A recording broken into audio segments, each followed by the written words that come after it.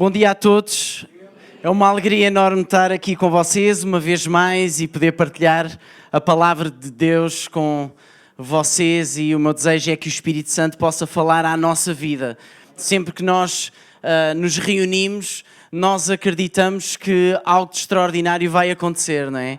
Deus é extraordinário, Deus é fantástico e nós sabemos que aquele que vive em nós não está em nós apenas por estar, mas Ele quer fazer alguma coisa extraordinária na nossa vida. Então que nós possamos dar essa disponibilidade a Ele para trabalhar em nós, no nosso coração, na nossa mente e fazer aquilo que Ele quer.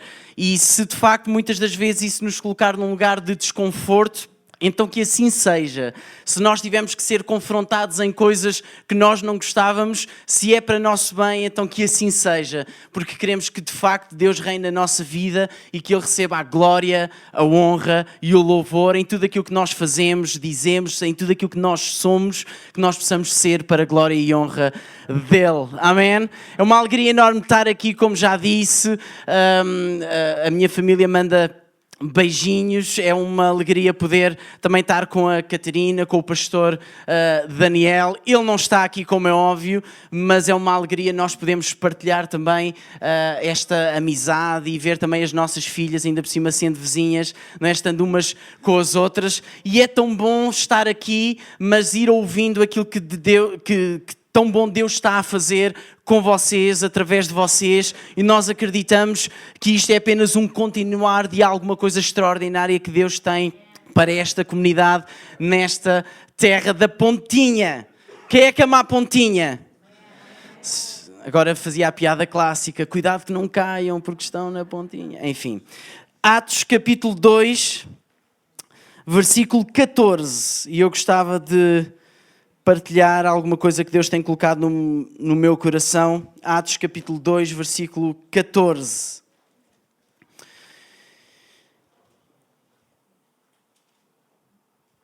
E diz assim a palavra de Deus. Atos capítulo 2, versículo 14. Então Pedro levantou-se com os outros 11 apóstolos e disse em alta voz à multidão. Eu vou repetir. Então Pedro levantou-se com os outros 11 apóstolos e disse em alta voz à multidão. E eu gostava de meditar neste texto com vocês nesta manhã. E como eu já disse, o meu desejo é que o Espírito Santo fale à nossa vida, fale à vossa vida da maneira como tem falado à minha vida através deste texto. E eu gostava que nós tivéssemos o nosso coração sensível para receber, mas para deixar plantar a palavra de Deus no nosso coração, porque é aí que a palavra de Deus vai produzir fruto na nossa vida e nós vamos ver esse fruto aparecer e que seja bom fruto, e certamente será, porque é a palavra de Deus. Então, este texto diz-nos que insere-se num contexto em que Jesus tinha há pouco tempo acabado de voltar para o Pai, para voltar para o seu Pai. Tinha voltado para os céus, ele tinha morrido, ele tinha ressuscitado, ele tinha cumprido a sua missão pela qual tinha vindo a esta terra. E naquele contexto, os discípulos, e na última conversa que estão a ter com Jesus, e antes dele voltar para o céu, eles estão a conversar com ele e Jesus começa a dizer diversas coisas. E a dada altura, ele diz, olha, é tempo de vocês poderem ficar reunidos e esperarem até que do alto vocês sejam revestidos de poder. Ou seja, aquilo que Jesus estava a dizer é, eu vou enviar o meu Espírito para vocês. O mesmo da minha natureza. Vocês não vão ficar desfalcados. Eu vou, mas vem alguém que neste momento e nesta fase da vossa vida é mais importante ou tão importante como eu. Porque é alguém da minha natureza, com a minha identidade, com o meu ADN. E ele disse, agora, há alguma coisa e há um plano extraordinário que eu tenho para a vossa vida. Mas para vocês cumprirem a missão que eu tenho para a vossa vida, vocês precisam do meu Espírito em vós. Vocês precisam do meu poder na vossa vida. Então, neste sentido, vocês aguardem, esperem. O mundo vai ser vosso. Mas vocês só vão poder conquistar o mundo com o meu Espírito na vossa vida. E é isto que Jesus está a dizer nesta última conversa, é isto que ele está a dizer aos seus discípulos. E entretanto eles esperam, eles são obedientes, eles esperam por esse tempo e a dada altura chegou o dia em que o Espírito Santo baixa e nós, pelo menos a grande maioria, creio que conhecem, que eles estão reunidos, cerca de 120 pessoas, no mesmo local. Alguma coisa, e agora notem que eles faziam regularmente. Era normal eles estarem reunidos para celebrar Jesus, para juntos orarem, conversarem com Deus, com o Pai. E então isto não era alguma coisa que aconteceu fora daquilo que era anormal. Não, aquilo que aconteceu foi anormal, mas dentro de alguma coisa que era normal na vida deles. Eles estavam reunidos com regularidade. E é importante nós podermos passar tempo com o Pai com regularidade. E muitas das vezes aquilo que acontece de extraordinário na nossa vida acontece não na base de alguma coisa que simplesmente aconteceu, não, mas na base de alguma rotina, no sentido de regularidade com que nós passamos com o Pai. Nós não podemos estar à espera que aconteçam coisas extraordinárias na nossa vida ou na vida da nossa comunidade se nós não passamos tempo com Deus. Certo? Se nós queremos ver coisas extraordinárias acontecer, nós precisamos de passar tempo com Deus e fazê-lo com regularidade. E muitas das vezes, nessa regularidade e nessa rotina, Deus traz aquilo que é anormal aos nossos olhos, aquilo que não é natural, para interromper o nosso natural e nós podemos experimentar o sobrenatural dele na nossa vida. Ok? Então eles estão todos juntos, eles estão reunidos e de repente chega o dia em que o Espírito Santo ele é derramado sobre a vida deles. A palavra de Deus diz-nos que foi alguma coisa de extraordinário. Ninguém, os apóstolos, eles nunca tinham experimentado algo de semelhante. As pessoas à volta deles naquela cidade nunca tinham visto absolutamente nada igual. E mais, aquilo foi um tempo de uma vitória e de algo absolutamente extraordinário que aconteceu no meio deles.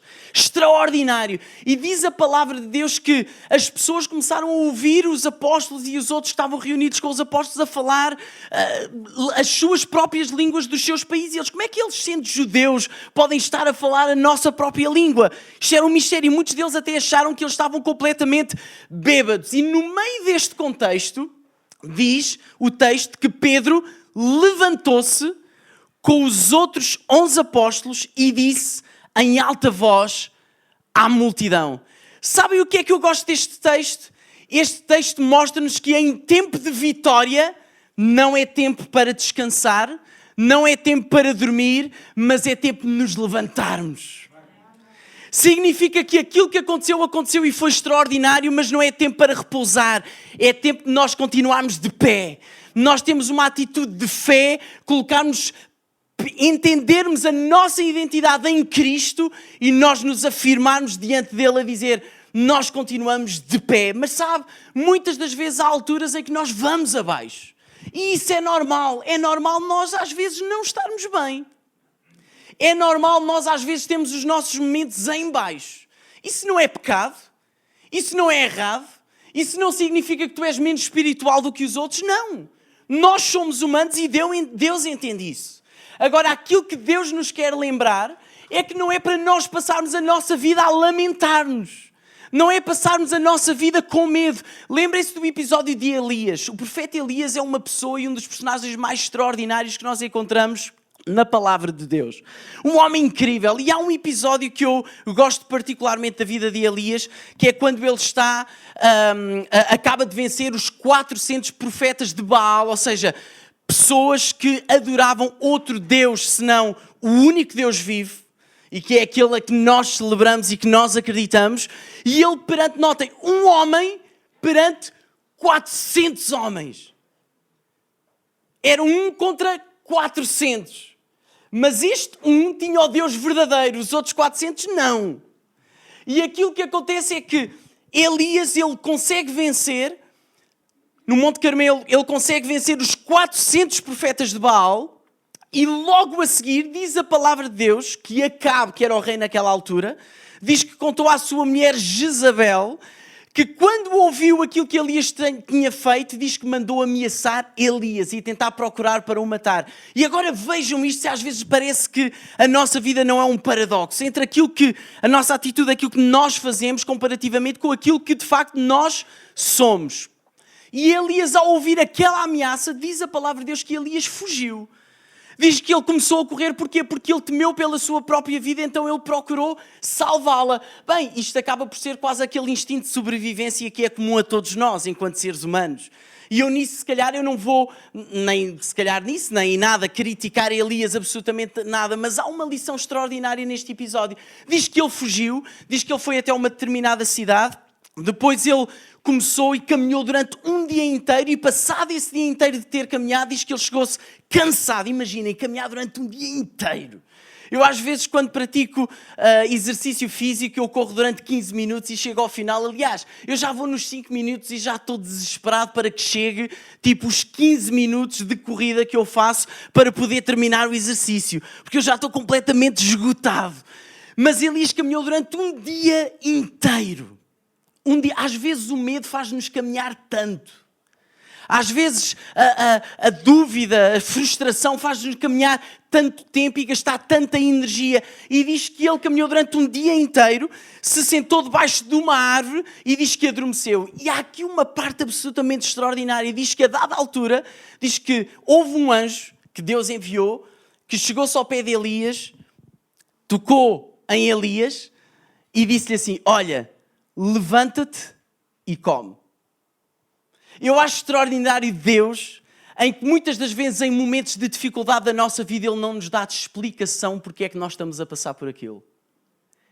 Ele simplesmente nos diz: levanta-te e come. E o texto diz que Elias, diz que ele acordou, quando ouviu aquelas palavras olhou para o lado e reparou que havia de facto ali comida, e diz que ele comeu. E mais à frente volta-se a repetir porque ele adormeceu, e o anjo volta a tocar e diz: olha, levanta-te e come, e acrescenta uma coisa que é muito interessante, que é, porque tu tens, assim é que é, tu tens um longo caminho pela frente. Mas aquilo que acontece é que Elias, ele não podia apenas saber que ali estava a comida. Ele não podia apenas saber que ali estava aquilo que ele necessitava. Ele tinha que se levantar, ele tinha que comer e beber para continuar a cumprir o propósito que Deus tinha para ele. E aquilo que eu te quero dizer nesta manhã é isto. Eu não sei em que lugar é que tu estás. Tu estás a vir de um lugar de vitória, como quando o Espírito Santo foi derramado sobre os apóstolos, sobre aquelas pessoas que lá estavam. Eu não sei se tu estás num momento, digamos assim, de sucesso, de vitória, ou se tu estás num momento em que tu estás como que debaixo de uma árvore, quase que a pedir pela própria morte, como Elias esteve. Eu não faço a mínima ideia. Aquilo que eu sei é que não é tempo de tu ficares nesse lugar, seja de vitória ou não. É tempo de tu te levantares e continuares em frente para cumprir a tua missão. Porque o ponto é este: quer tu estejas num momento em baixo ou quer tu estejas a viver um momento de vitória, isso foi aquilo que tu viveste agora. Saboreia isso, usufrui disso, lembra-te disso no futuro, mas continua a haver caminho à tua frente. E se calhar a única coisa que tu precisas é que Deus te relembre nesta manhã, que eu te relembre nesta manhã, que é tempo de tu te levantares e continuares em frente. Porquê? Porque o propósito de Deus para a tua vida, a missão de Deus para a tua vida não terminou aqui. Seja em que ponto tu te encontrares, ainda há caminho à tua frente. Ainda há caminho à tua frente. Mas o Tiago, tu não fazes a mínima ideia daquilo que eu estou a passar. Tens razão. Mas aquilo que eu sei é que não é para tu ficares num lugar onde está, seja um lugar em que acabaste de experimentar uma vitória extraordinária, ou seja um lugar de depressão ou outra coisa qualquer. Não. Levanta-te, come, bebe e continua. Porquê? Porque ainda há caminho à tua frente. Ainda há caminho à tua frente. E esta palavra é o nosso alimento. Esta palavra é o nosso alimento. Conversar com Deus é o nosso alimento. Passar tempo... Uma das coisas que me alimenta, sabem o que é? É ter tempo de qualidade com a minha família. É ter tempo de qualidade com os meus amigos. É uma das minhas principais linguagens de amor, tempo de qualidade. E eu adoro isso. Às vezes eu só preciso de estar, para recuperar forças, preciso de estar com um tempo de qualidade, nem que seja 5 ou 10 minutos, por exemplo, com uma das minhas filhas. Olha, vou dizer, ainda hoje de manhã Acordei, estava tudo ainda a dormir, são os dorminhocos, o que é que se há de fazer à vida? Mas estava ainda tudo a dormir e eu, entretanto, acordei, fui tomar o pequeno almoço e quando estava lá a tomar o pequeno almoço, de repente aparece a minha filha Sofia, do meio. E ela chegou-se ao pé de mim e quis estar ali um bocadinho comigo, etc., ali a conversar. E aquilo encheu o meu coração. E de repente ela é aquela sensação, como pai, de sentir, o meu filho, a minha filha gosta de estar comigo. Gosta de conversar comigo. E eu gosto de fazer sentir aos meus filhos e à minha mulher, eu gosto de estar com vocês e de conversar com vocês. E entretanto a minha filha saiu e passado pouco tempo ela volta e eu estava... Atenção, eu não comi muito, mas ainda estava lá a tomar o pequeno almoço e ela volta, chega-se ao pé de mim, abraça-me e diz assim, pai, eu já te disse hoje que tu és muito bonito. E eu olhei para ela e sorri e disse-lhe assim, ainda não disseste, mas é muito bom tu me lembrares disso. Porque de facto sou, não é? Porque de facto sou. E eu assim, convencido primeira. Mas ela disse aquilo e aqueles momentos de qualidade em que nós podemos partilhar isto com o Pai. Eu já te disse hoje, Pai, que tu és muito bonito. Eu já te disse hoje que tu és extraordinário. E sabem, a comida que nós comemos muitas das vezes não tem a ver apenas com...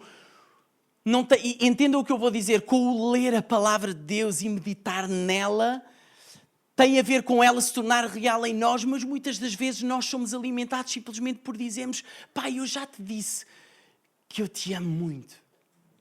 Eu já te disse hoje que tu estás lindo.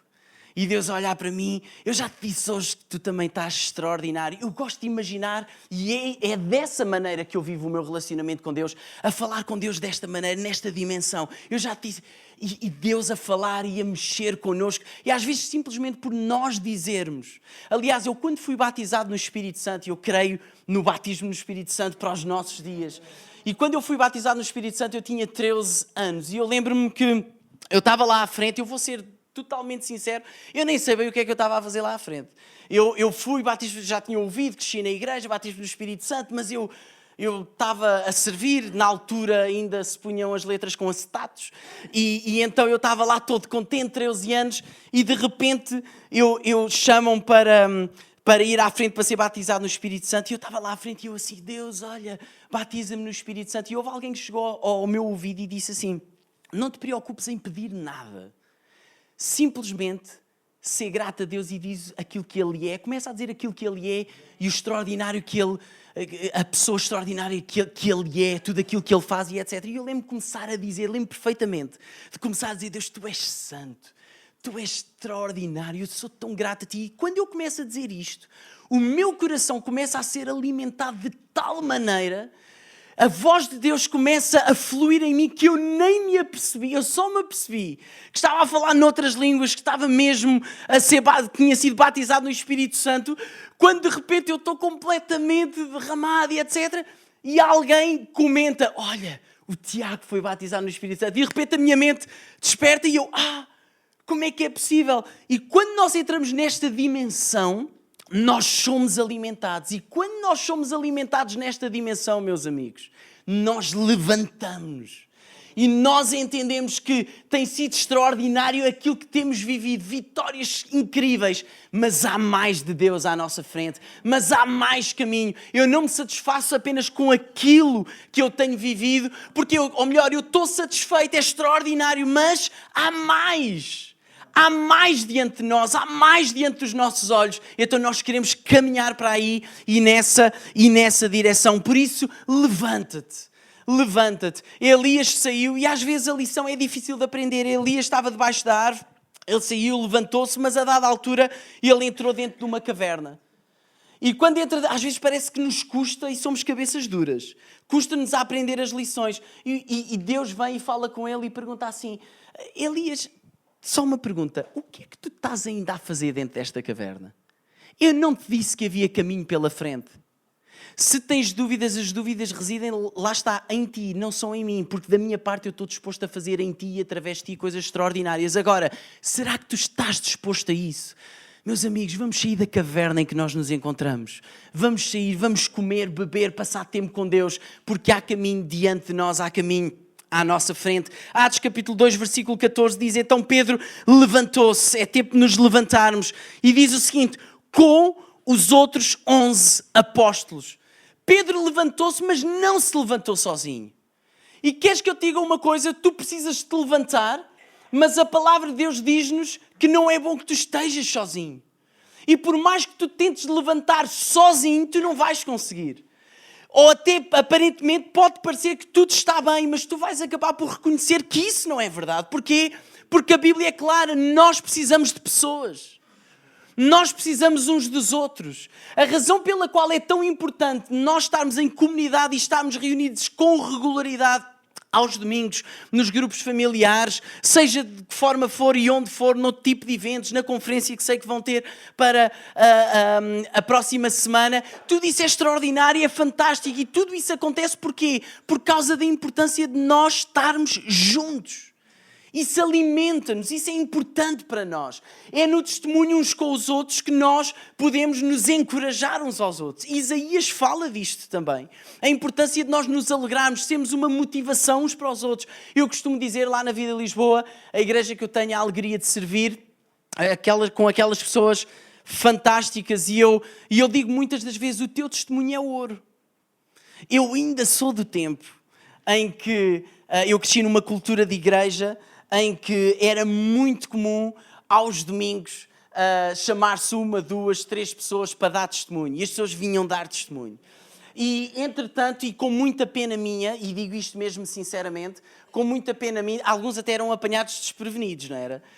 Eu lembro, o meu pai, o pastor José Neves, ele tinha esse bom ou mau hábito, pronto, isso agora depende da perspectiva, de chamar alguém assim, de repente, para dar testemunho. Mas eu lembro-me que muitas das vezes muita gente foi salva e entregou a sua vida a Cristo, não pela palavra em si pregada, mas pela maneira como foi impactado ou seja, viram naquela pessoa que testemunhou a palavra viva, vivida diariamente, de milagres que aconteceram, e as pessoas cá em baixo ouviram. E eu costumo dizer, o teu testemunho é ouro, é ouro. E pode ser ouro na vida de alguém. Se calhar tu estás aqui, há alguém que está aqui nesta manhã, que eu estou a partilhar e até estás a receber, e graças a Deus por isso, e está a fazer sentido para a minha vida, tudo bem, mas se calhar é aquilo que a pessoa que está ao teu lado vai partilhar contigo hoje, e o teu testemunho que vai ser partilhado na vida dessa pessoa, que tu vais ser impactado. Porquê? Tu entendes que tu não estás sozinho nesta caminhada, mas que há alguém que já passou ou está a passar o mesmo que tu estás a passar. E isso vai ser de uma importância enorme na tua vida. E quando nós lemos este texto neste livro de Atos, nós entendemos o seguinte, em que era uma comunidade, a igreja neste tempo, eles tinham tudo como se não fosse deles mesmos. Mas tudo era de todos. Ao ponto de venderem terrenos para partilharem o dinheiro da venda. Porquê? Com o objetivo de quê? De serem vistos, de se mostrarem importantes. Não. Aqueles que tentaram fazer isso tramaram-se. Mas o ponto é este, eles faziam isso porquê? Porque se eu estou a ver que esta irmã está em necessidade, eu vou dar do que é meu. Porquê? Porque aquilo que é meu não é apenas meu, mas é dela. E esta era a dimensão em que a igreja vivia naquele tempo. Eu não tenho as coisas que são minhas, foi Deus que me as deu. Eu esforcei, mas Ele deu-me a força e a capacidade de trabalhar para isso. E quando eu vejo alguém em necessidade, eu vou e ajudo. Porque isso faz sentido, porque isto é ser igreja. Eu costumo dizer que, e várias vezes eu digo lá na nossa comunidade, se alguém vier ter comigo, e já aconteceu uma ou outra vez, a dizer assim, olha, pá, eu estou a ver que aquela pessoa está a passar necessidade e eu não sei, mas eu tenho estado a pensar em ajudar. Tu nem devias estar aqui a falar comigo, tu vais e ajudas e ponto final. Há coisas que não é preciso orar, nem é preciso sequer ir pedir autorização aos pastores. É para tu fazeres.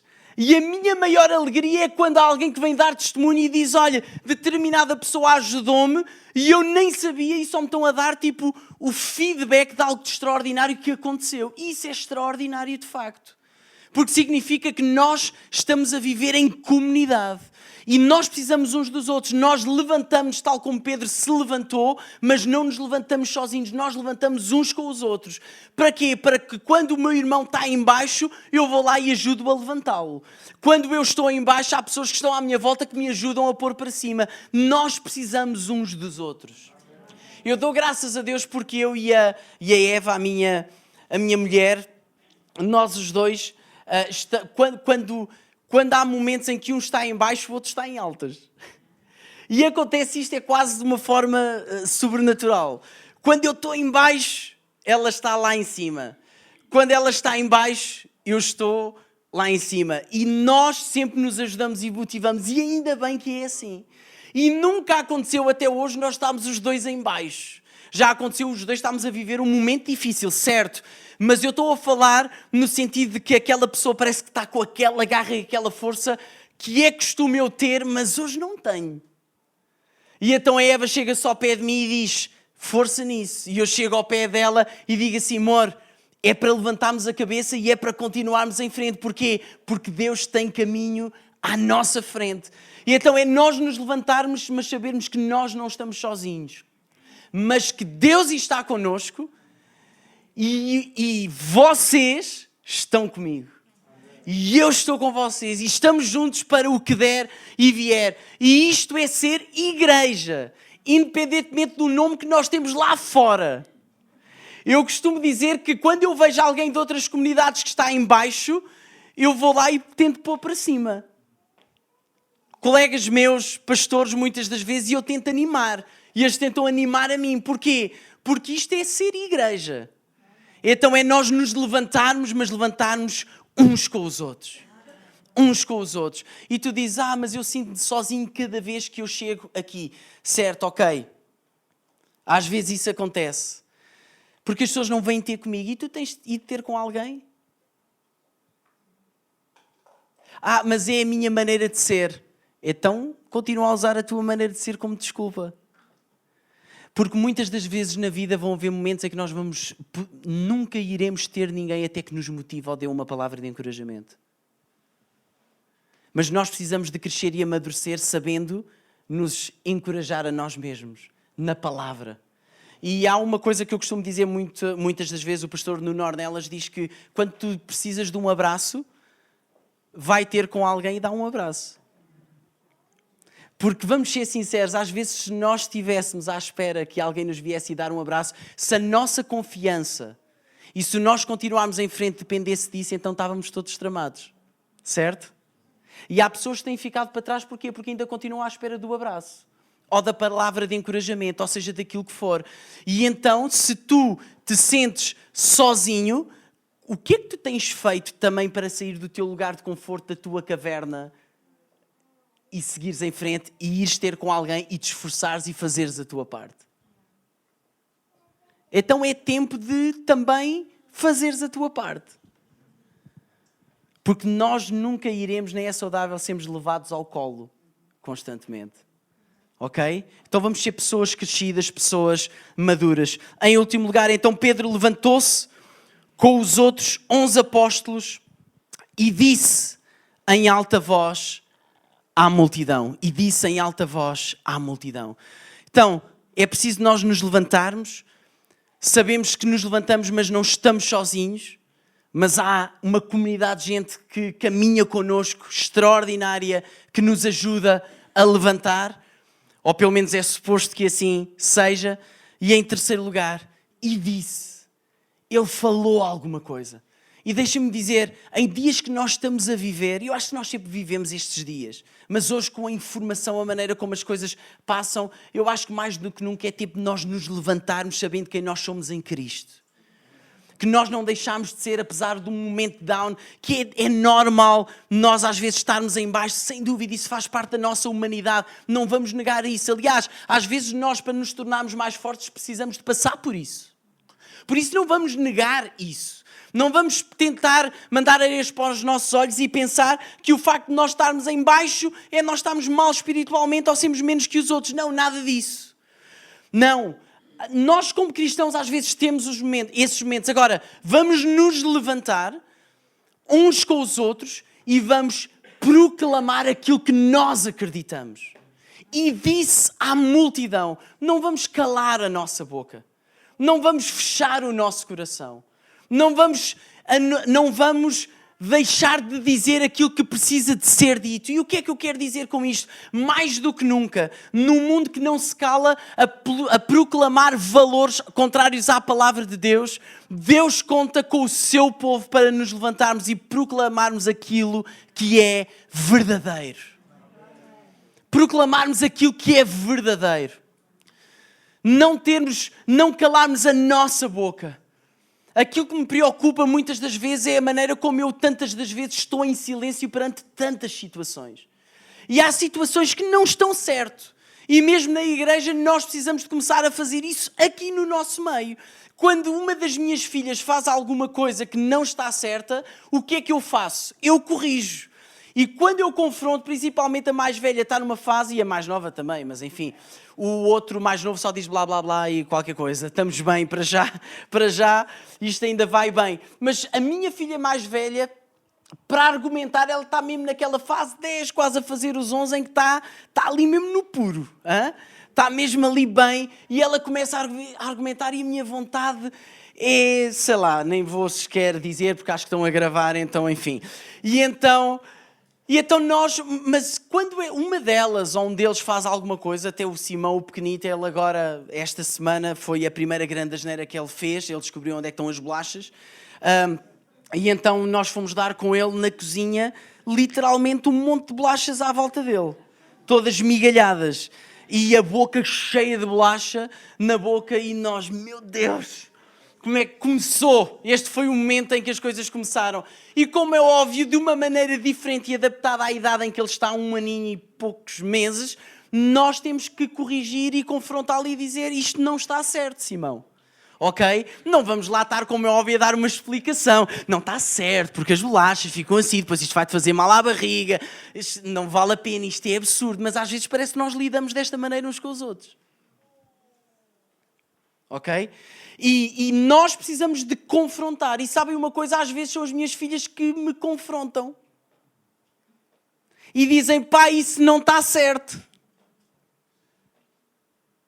E eu digo: vocês têm razão. Porque de facto não está. E aquilo que o pai fez ou aquilo que o pai disse, se calhar não devia ter dito. E são várias vezes que eu tenho que chegar ao pé das minhas filhas, e ainda há cerca de 3, 4 semanas aconteceu uma situação, eu sou muito refilão, ok? Eu sou muito refilão. E elas estavam a falar, e eu estava num dia estressante e começo a refilar, e entretanto eu estimo um bocadinho, e eu percebi isso, apesar do no meu orgulho como pai... Eu não quero admitir isso, mas lá no fundo eu sabia, não, eu vou ter que lhes pedir desculpa. Então eu aguardei apenas 5 minutos e depois chamei-as e sentei-me com elas e disse: olha, eu quero-vos pedir desculpa, porque a atitude do pai não foi correta. Está errado. O pai não devia ter feito isso. Mas elas confrontaram-me e eu não posso, só porque sou mais velho, e às vezes até tenho anos de igreja, muitos anos de igreja, achar-me no direito de não me deixar confrontar. Não. Nós precisamos de confronto, porque o ferro afia-se com ferro. E às vezes é duro, e estão a ver ferro a bater em ferro, certo? O barulho que faz, o impacto que sentimos no nosso próprio corpo quando isso acontece, e às vezes é duro. Mas nós precisamos desse confronto. Então nós não nos vamos calar, nós levantamos, contamos uns com os outros, mas precisamos de dizer aquilo que precisa de ser dito. E se eu entendo que há alguém que, por exemplo, eu digo isto várias vezes, não sei se alguma vez dei cá este exemplo, mas eu costumo dizer várias vezes que é do estilo. Muitas das vezes eu disse e falei e ensinei, em que se nós estamos ao pé de um grupo de pessoas que está a falar mal de alguém, eu retiro-me, eu não vou fazer parte daquilo que estão a falar. E eu cheguei à conclusão que está mais ou menos certo isto. Ok? Porque a minha atitude deve ser, se eu sei que eles estão a falar mal, eu não vou retirar, eu vou mandá-los calar. E vou-lhes dizer, aquilo que vocês estão a falar não está certo. Está errado. Falar nas costas de alguém está errado. Então eu não me retiro, não, mas eu vou corrigir. Mas eu corro o risco das pessoas se afastarem de mim. Consequência de tu estares a ser e a ter a atitude correta. Agora, nós não podemos permitir que aquilo que não é bíblico se torne mais evidente do que aquilo que é bíblico. E a verdade dói. A verdade confronta. Agora é sermos verdadeiros, mas sermos sensíveis. E saber falar com amor, numa de levantar e edificar e não numa de destruir. Mas precisamos nos levantar, sabemos que não estamos sozinhos e precisamos de dizer.